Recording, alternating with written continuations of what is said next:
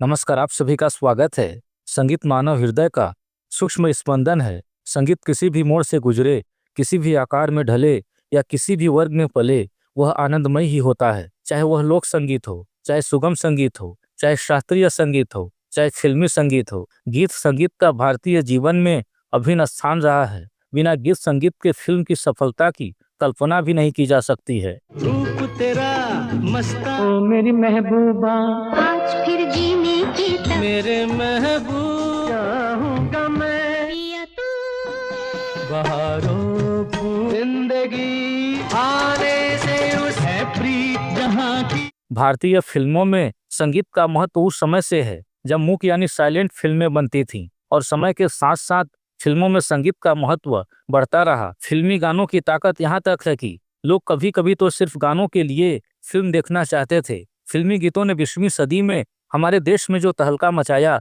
उसकी मिसाल पूरी दुनिया में और कहीं नहीं मिलती। ये चांद सा रोशन चेहरा, घुंघरू बांध, मेरा जूता है जापा ओ मेरे आज मास, मेरे सपनों की रंग लग जा गले मधुबन मेरा देश की धरती कुछ तो लोग। हिंदी फिल्मों में एक तरफ जहां शास्त्रीय रागों पर आधारित बहुत अच्छे गाने बने, तो दूसरी तरफ फूहड़ और अश्लील गाने भी बने। लोगों का मानना है कि हिंदी फिल्मों में डबल मीनिंग और अश्लील गानों की शुरुआत 90 के दशक में हुई, लेकिन ऐसा नहीं है। ऐसे गानों की शुरुआत 70 के दशक में ही हो गई थी, और उन्हीं को आधार बनाकर आने वाले समय में बहुत सारे गाने बने। यदि उनसे कोई सवाल करता है कि आपने ऐसा अश्लील गाना क्यों बनाया, तो वे पहले बन चुके गाने का उदाहरण दे देते हैं कि पहले भी ऐसा गाना बन चुका है। 60, 70 और 80 के दशक में एक से बढ़कर एक संगीतकार, एक से बढ़कर एक गीतकार और एक से बढ़कर एक गायक हुए, जिन्होंने हजारों सदाबहार गाने दिए, जिन्हें आज भी पसंद किया जाता है। उन्हीं कलाकारों में से संगीतकार जोड़ी शंकर जयकिशन, गीतकार हसरत जयपुरी और गायक मोहम्मद रफ़ी भी थे, जिन्होंने एक से बढ़कर एक गाने दिए। लेकिन 70 के दशक में इन्होंने एक ऐसा गाना बनाया जिसे अश्लील और फूहड़ माना गया, और जिसका उदाहरण देकर आज भी लोग फूहड़ और अश्लील गाने बनाते हैं। दरअसल 1969 में एक फिल्म आई थी प्रिंस। विजया स्टूडियो और महबूब स्टूडियो के बैनर तले बनी प्रिंस को निर्मित किया था एफ.सी. मेहरा ने तथा निर्देशित किया था लेख टंडन ने, एवं जिसमें शम्मी कपूर, वैजयंती माला और अजीत मुख्य भूमिकाओं में नजर आए थे। फिल्म में संगीत दिया था संगीतकार जोड़ी शंकर जयकिशन ने तथा गीत हसरत जयपुरी और फारूक कैसर ने लिखे थे। फिल्म में कुल 6 गीत रखे गए थे, जिन्हें अपनी आवाज दी थी मोहम्मद रफ़ी, लता मंगेशकर और आशा भोसले ने। जरा पलट के इधर तो देखो, मुकाबला हमसे ना करो, मुकाबला हमसे ना कर बदन पे सितारे लपेट, ठंडे ठंडे हवा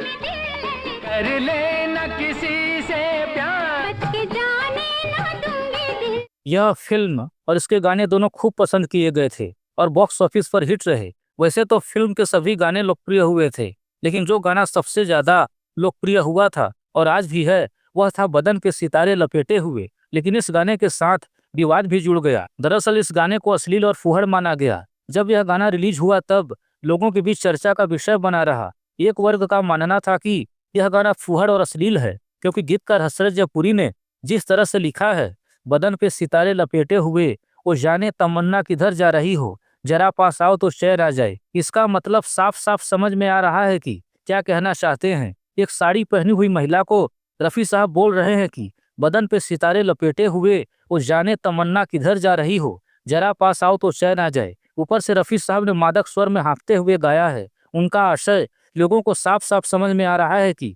वह क्या कहना चाहते हैं। वहीं एक वर्ग का मानना था कि कोई गलत बात नहीं है, वर्तमान में भी वही स्थिति है। एक वर्ग गाने को अश्लील और फूहड़ मानता है, तो दूसरा वर्ग ऐसा नहीं मानता। वर्तमान में एक बार फिर यह गाना चर्चा का विषय बना हुआ है, क्योंकि जाने माने रैपर हनी सिंह ने इस गाने को अश्लील और फूहड़ करार दिया है। दरअसल हाल ही में उनका एक गाना आया है, मैनिएक, जो पूरी दुनिया में तहलका मचा रहा है और जिसमें 4 लाइनें भोजपुरी की भी हैं, जिसे रागनी विश्वकर्मा ने गाया है, जिसके बोल हैं, दीदिया के देवरा चढ़ोले बाटे नजरी, चोली के चिजोहिया चिखल चाहे जबरी। दीदिया के देवरा चढ़ौले बाटे नजर, चोली के चिजुइया चिखल चाहे जबर।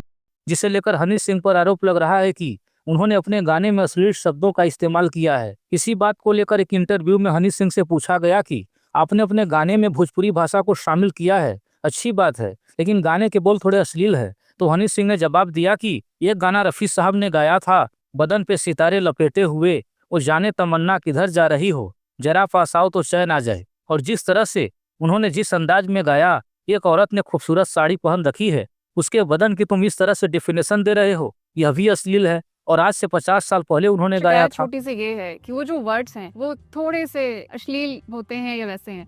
तो हनी सिंह जब भोजपुरी को टच कर रहे हैं आप तो सुने मेरी बात। क्यों एक गाना मोहम्मद रफी साहब ने गाया था, बदन पे सितारे लपेटे हुए और जाने तमन्ना किधर जा रही हो, जरा पास आ जाओ तो चैन आया। और जिस तरह उन्होंने जिस अंदाज में गाया, एक औरत ने खूबसूरत साड़ी पहन रखी है, उसके बदन की तुम इस तरह डेफिनेशन दे रहे हो, ये भी अश्लील है। आज से 50 साल पहले गाया। बिल्कुल। उन्होंने आगे कहा कि आप देखना किस चीज को किस तरह से चाहते हैं, बहाना किस तरह से निकाल रहे हैं। किसी चीज पर फिजूल का लांछन लगाने को ये एक तरीका है और कुछ नहीं। आप देखना किस चीज को किस तरह चाहते हैं और आप बहाना किस तरह से निकाल रहे हैं किसी चीज पे फजूल का लांछन लगाने को, ये एक तरीका और कुछ नहीं। आइए गाने के कुछ अंशों को सुनते हैं। बदन पे सितारे लपेटे हुए, ओ जाने तमन्ना किधर जा रही, जरा पास आओ तो चैन आ जाए। हनी सिंह ही नहीं, हनी सिंह जैसे बहुत सारे लोग रफ़ी साहब के गाने को फुहड़ मानते हैं। हालांकि यदि दिमाग लगाकर अर्थ निकालेंगे तो गलती नजर आएगी, और बिना दिमाग लगाए सुनेंगे तो कुछ नजर नहीं आएगा। 90s के बाद तो एक से बढ़कर एक डबल मीनिंग अश्लील गाने बने, जिन्हें आप सार्वजनिक जगह पर और परिवार के साथ बैठकर सुन ही नहीं सकते। यदि दोनों गानों का आनंद विस्तार पूर्वक लेना चाहते हैं तो हम डिस्क्रिप्शन में लिंक दे देंगे, आनंद ले सकते हैं। मित्रों, आप लोगों का इस पर क्या कहना है? हनी सिंह की बात से क्या आप लोग सहमत हैं? कमेंट सेक्शन में जरूर बताएं। कृपया वीडियो को लाइक और शेयर करें और चैनल को सब्सक्राइब करना बिल्कुल ना भूलें। जय हिंद, धन्यवाद।